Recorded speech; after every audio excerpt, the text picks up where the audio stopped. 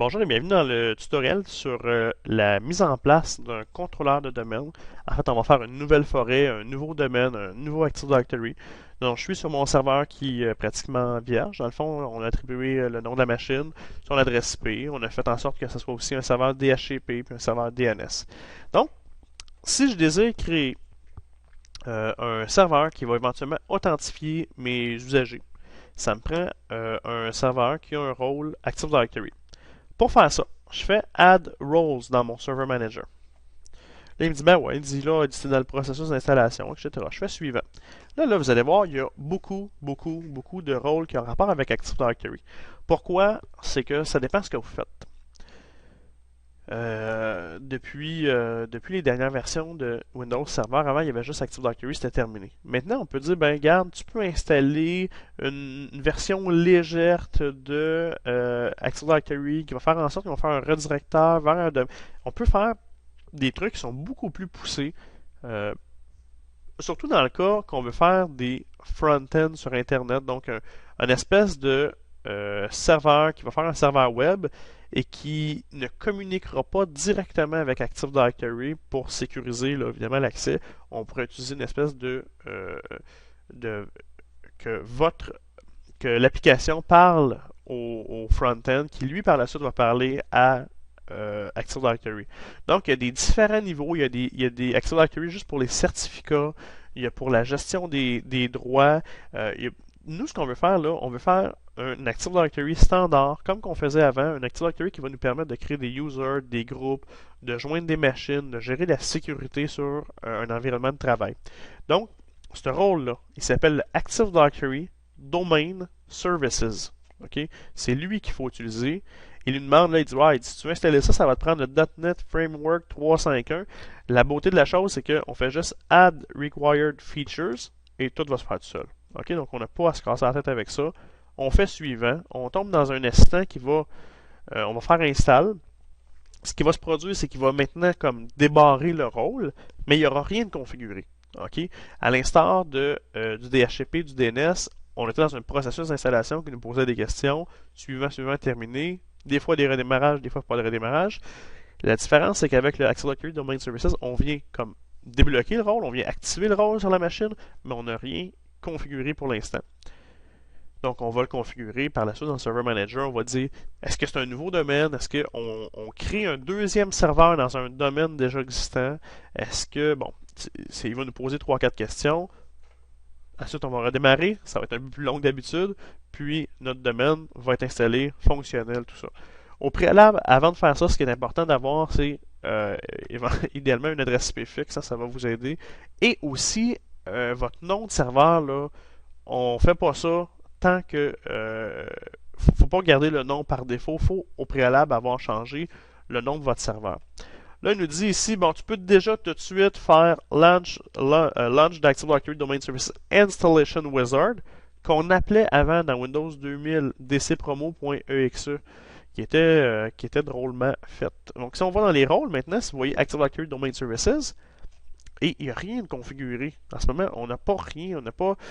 Ce qu'il faut faire, c'est vraiment essayer de faire le dcpromo.exe ou cliquer ici, cliquer taper dcpromo.exe. Donc, on va suivre l'installation. On va faire une installation standard. On ne fera pas d'installation avancée. L'installation avancée serait, on est dans un site externe, on veut répliquer une page. Non, non. Nous autres, ce qu'on veut faire, c'est suivant. Il dit, bon, il dit, écoute, il dit, si tu veux faire ton niveau de domaine en 2008, assure-toi que tu n'as pas d'NT4, etc. Donc, nous, là, c'est une toute nouvelle forêt. On part from scratch et il nous pose deux questions. C'est-tu une forêt existante ou c'est un nouveau domaine? Dans le cas ici, on commence, on est une nouvelle entreprise, on fait un nouveau domaine dans une nouvelle forêt. OK? Fait que je fais le suivant. Il dit, ça va être quoi, toi, ton nom de domaine que tu vas utiliser pour ta compagnie? Contoso.com. OK? Petit conseil ici, faites pas de sous-domaine comme dans l'exemple. Ici, c'est marqué corp.contoso.com. Ne faites pas ça.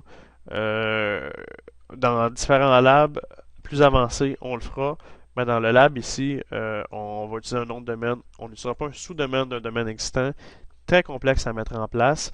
Et c'est surtout c'est que ça va vous causer des erreurs pour joindre des machines au domaine pour rien, vu que on est à la base, là, on va commencer un nouveau domaine, puis les domaines enfants, on les gérera éventuellement. Domaines enfants qui pourraient être utilisés comme des sous-entreprises ou dans différents autres contextes. Domaine standard, that's it, contoso.com ou le nom de votre entreprise .local ou bon, euh, comme vous voulez gérer ça, mais on va vraiment utiliser des trucs standards et non pas de sous-domaine. Différentes vérifications qu'il fait avant l'installation. Évidemment, là, c'est un peu étrange parce qu'on crée un nom de domaine.com qui doit déjà exister sur Internet, tout ça. Donc, il va peut-être nous aviser, même pas. Euh, bon. Là, ici, il nous dit Forest Functional Level. OK? Qu'est-ce que ça mange en hiver, cette affaire-là? C'est que il y a différents, dans le fond, fonctionnalités dans un domaine. Entre autres, un domaine 2008 et un domaine 2008 R2, ce n'est pas la même chose. OK? Le domaine 2008 R2, entre autres, nouvelle fonctionnalité. Il y a maintenant un Recycle Bin. Donc, il y a une poubelle. Donc, ils se sont rendus compte que des fois, il y a des administrateurs réseau qui effaçaient des choses, puis c'était pas possible de les restaurer. Donc, méchant problème. Donc, Active Directory existe depuis au moins 10 ans et même 15 ans bientôt. Et là, ils se sont rendus compte que, Colin, ça serait peut-être le fun de mettre une corbeille. Si les gens, ils suppriment des choses, pour au moins les restaurer, puis il n'y aura pas à restaurer des backups. Donc, Microsoft a tardé, à mon point de vue, à apporter cette fonctionnalité-là. Mais, somme toute, on a maintenant le Recycle Bin. Donc, c'est le niveau de fonction, c'est évidemment, c'est une base de données Active Directory, donc c'est simplement la version à laquelle on va l'utiliser. Vous avez peut-être, si vous devez utiliser des logiciels éventuellement comme Microsoft Exchange, Link ou d'autres logiciels qui nous demandent de s'intégrer, de s'immiscer dans un environnement Active Directory, le niveau de fonctionnalité du domaine est important. Donc, si vous avez Exchange 2010, il va falloir que vous soyez dans un niveau de fonctionnalité de domaine un tel. OK? Donc, dans notre cas, là, on est dans une nouvelle forêt, on se casse pas la tête, là, on n'ira pas mettre un niveau de forêt Windows 2000. Prenons par exemple que je veux éventuellement joindre un domaine 2000 dans mon domaine parce que les compagnies vont fusionner. Il va falloir peut-être être dans le même niveau ou qu'il y en ait celui qui est le master soit plus élevé que l'autre, mais dans notre cas, là, c'est très simple. On prend Windows 2008 R2, le niveau de fonctionnalité le plus élevé présentement. Faites-les tout de suite, faites-les pas plus tard parce que faire une migration d'un niveau de domaine à un autre, c'est pas fastidieux, c'est assez simple, mais faites-le tout de suite. Donc, la dernière version 2008 R2. OK? Il va regarder nos configurations DNS. En fait, ce qu'il est en train de regarder, il dit Hey, t'as un serveur DNS installé, toi Parce que Active Directory a absolument besoin d'un serveur DNS pour fonctionner. Parce qu'on a créé contoso.com. Dans la vidéo précédente, je vous ai montré qu'on avait installé DNS et on n'avait aucune zone de créer. Là, ce qu'il va regarder, c'est que tu as un serveur DNS, il va aller créer la zone contoso.com. Donc après ça, s'il y a un PC qui demande Hey, tu connais tout ça, contoso.com, il va pouvoir lui dire Oui, je connais ça et c'est moi qui est autorité là-dessus et je vais créer tous les enregistrements en dessous. Quand on va insérer une machine dans ce domaine-là, ça va faire tout simplement un enregistrement dans le serveur DNS. Donc, si j'ai mon ton PC1 que je joins au domaine contoso.com, ça va créer l'enregistrement PC1.contoso.com et l'adresse IP de cette machine-là, qu'on a de toute façon donnée par notre serveur DHCP, va être mis à jour automatiquement dans notre serveur DNS. Et comme ça, on va pouvoir savoir toutes les stations de travail sont situées où, du moins à quelle adresse dans notre domaine.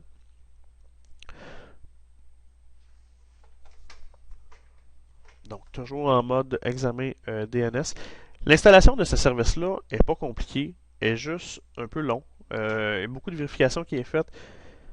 Le rôle Active Directory, c'est un des rôles les plus importants sur le serveur. C'est aussi c'est par là que les usagers vont s'authentifier. Donc, il y a beaucoup de vérifications qui est faite et il y a beaucoup d'enregistrements qui est fait.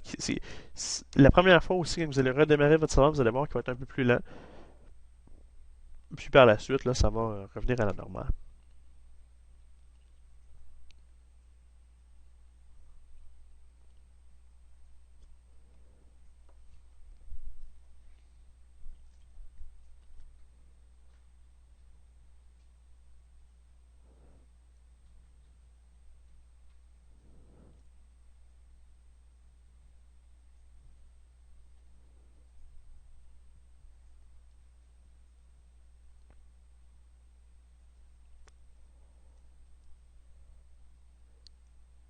évidemment, le fait aussi qu'on soit sur une machine virtuelle avec seulement 1 GB de RAM rend les choses aussi peut-être un peu plus lentes.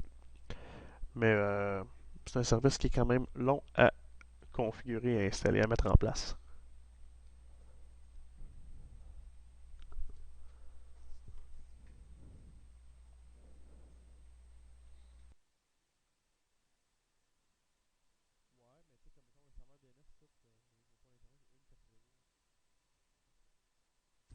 Donc, parfait. Maintenant, il a examiné notre serveur DNS. Tout est beau. Pas de message d'erreur. Donc, il va dire, regarde, par la suite, ici, je vais installer les différentes configurations. Donc, je vais mettre à jour votre serveur DNS. Je vais installer le Global Catalog. C'est pas un Read-Only Domain Controller. Donc, tu pourrais avoir un Read-Only Domain Controller qui serait... vous avez des services web qui doivent questionner Active Directory. Vous ne voulez pas permettre accès à des modifications depuis le web. Il serait possible d'installer un RODC. Suivant. Il nous dit ici, ben écoute, this computer, il y a des adresses IP dynamiquement assignées. Oui, je le sais parce que on a mis 2 cartes réseau éventuellement pour faire un serveur VPN à même la même machine. On pourrait utiliser 2 machines pour faire ça, ce qui serait, à mon point de vue, peut-être plus sécuritaire que mettre un contrôleur de domaine directement sur Internet. Sauf qu'à l'occurrence, si pour le lab, on va utiliser seulement la même machine, mais on aurait pu utiliser 2 machines pour faire ces rôles-là. Donc oui, je suis au courant et je sais que ce n'est pas les bonnes practices. Évidemment, si vous avez un contrôleur de domaine qui a ok, je vais vous expliquer pourquoi après. Que, on utiliserait, si vous voulez faire un serveur VPN, 2 machines, une machine qui serait directement connectée sur Internet et l'autre qui serait à l'intérieur de votre domaine, de votre réseau local. On ne veut pas que l'Internet puisse venir mettre des virus ou attaquer la machine, donc il serait en arrière d'un pare-feu, firewall, tout ça. Là, il regarde, il dit, écoute, il dit, contoso.com, là, il existe déjà. Il dit, n'oublie pas, on est connecté aussi sur Internet. Et c'est normal parce que lui, il voit le vrai domaine contoso.com. Il dit, t'as pas autorité, toi, de créer tout ça. Est-ce que tu veux continuer pareil? Oui, on va le faire pareil.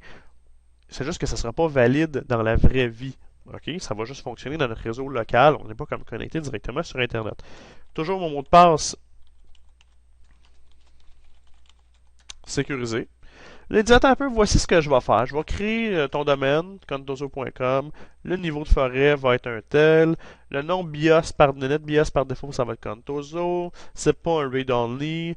Je vais créer les fichiers dans C2.Windows NTDS. Je vais créer ton sysvol C2.Windows sysvol. Le netlogon va être là-dedans. Je vais vous montrer comment on fait des scripts là-dedans. Je fais suivant. Et là, ce que je vous conseille de faire, c'est d'aller vous chercher un café puis de cliquer sur Reboot on Completion. Ce que ça va vous permettre de faire, c'est que là, il est en train d'installer toutes les périphériques disponibles, pas les périphériques, pardon, toutes les options, ce qui prend quand même un certain temps. Il va redémarrer automatiquement. Et après le redémarrage, vous allez devoir vous connecter à l'administrateur avec le mot de passe administrateur sur votre domaine. Donc, on va être situé maintenant sur un contrôleur de domaine. Puis, on pourra, dans un avenir proche, joindre les machines au domaine, puis ça va fonctionner. Donc, bon café.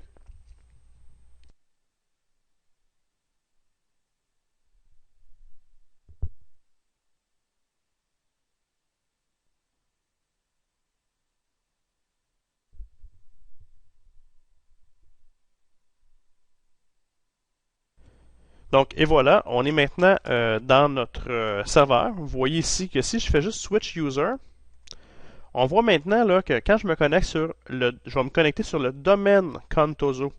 Donc, si j'écris administrator avec le mot de passe du domaine, je vais être maintenant connecté à mon domaine et c'est fait fonctionnel. OK? Par contre, petite note très importante, on va aller dans le Server Manager. Quelque chose a changé maintenant. C'est que à cette heure, pour faire du DHCP sur le réseau, il va falloir qu'on l'autorise sur le domaine. C'est pas n'importe qui a le droit de faire du DHCP puis envoyer ça à n'importe quel serveur. OK? Donc, si on regarde ici maintenant sur le serveur DNS, vous allez voir que, pour commencer, on a créé la zone. Contoso a été créé automatiquement. L'enregistrement server a été créé avec l'adresse IP, pardon. L'adresse IP ici, 192.168.1.1, qui est l'adresse IP de mon truc. Pourquoi j'en ai deux? Ben, simplement, j'ai deux, quatre réseaux, donc tout dépendant de où que la question est posée, il va lui donner l'adresse IP. Dans mon serveur DHCP qui est connecté, vous voyez maintenant qu'il est en rouge. Pourquoi qu'il est en rouge? Ben, c'est simple. C'est parce qu'il faut que je clique sur mon serveur ici et je fasse Authorize pour que maintenant, et là, sont factualisés, j'ai autorisé mon serveur physique au domaine contoso.com à distribuer des adresses IP sur mon serveur, ok? Sur le réseau, pardon. Donc, très, très important parce que à partir de maintenant, sinon, il n'y a plus personne qui peut avoir des adresses IP. Donc là, maintenant, c'est fonctionnel. Et je vois ici sur mon Active Directory, on peut voir que mon domaine User and Computers, on va voir mon domaine en dessous, contoso.com, que j'ai accès à créer des usagers, puis tout ça qu'on regardera dans les prochaines vidéos. Donc, important d'autoriser le serveur DNS. Donc, si vous avez maintenant un Windows 7 connecté sur votre réseau, ce que vous avez à faire, ben, c'est simple. Là, vous allez aller sur Computer, Propriétés.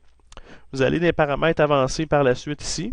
Vous allez dire dans l'onglet Computer Name, Change. Là, oui, je suis un contrôleur de domaine, mais vous verrez ici maintenant que vous êtes connecté sur Workgroup. Vous allez cliquer sur le domaine. Vous allez créer contoso.com. N'oubliez pas, avant d'avoir changé évidemment le nom de la station, puis OK, redémarrer la station. Là, par la suite, on peut aller cliquer sur le domaine, écrire contoso.com, et vous allez écrire votre compte administrateur, votre mot de passe. Là, ce qui va se produire, c'est que ça va venir créer un enregistrement dans le serveur DNS ici, Computer, que vous allez avoir le nom de l'ordinateur apparaître. Vous allez aussi regarder dans le DNS, pas le DHCP, pardon, dans le DNS, vous allez pouvoir voir ici que dans contoso.com, vous allez voir ici PC1 avec son adresse IP qui est apparue automatiquement. Donc tout ça, ça va se parler ensemble. Donc le DNS va se mettre à jour automatiquement. Le DHCP va avoir envoyé l'adresse. Donc on va pouvoir aller voir dans les adresses, dans le scope, dans Address Leases, donc les adresses de données, vous allez voir aussi que la machine a maintenant une adresse. Et redémarrer la machine, vous allez pouvoir vous connecter maintenant avec le compte utilisateur que vous allez pouvoir créer, donc qui est le sujet d'un prochain vidéo. Donc, Active Directory est quand même relativement simple, mais c'est important là, les petits détails au niveau du DHCP, tout ça, pour que votre environnement fonctionne sans problème. Donc, je vous remercie de l'écoute et aux prochaines vidéos.